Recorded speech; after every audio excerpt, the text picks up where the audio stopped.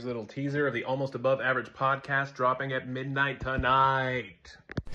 On this episode of Almost Above Average, we sit down with Professor Elizabeth Tolman, and we discuss her experience when an active shooter was on the UNC campus August 23rd of last year. Please tune in at midnight to hear the full story. They were tense. Yeah. Which is understandable. And at the time, we didn't know this, but the shooter just did his thing, and then left.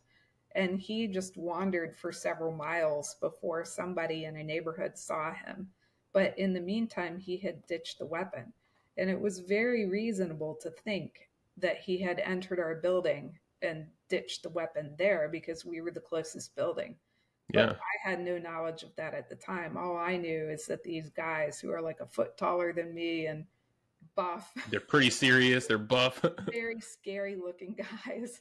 Yeah. And they just said, come out. So we come out, 5 young women and me come out with our hands up, and they told us, go this way, someone will direct you. And then we were all being funneled down to a side street and then marched up the hill, and then the buses weren't running. So I told Kayla, well, I'll take you to my car, which is parked at my friend's house.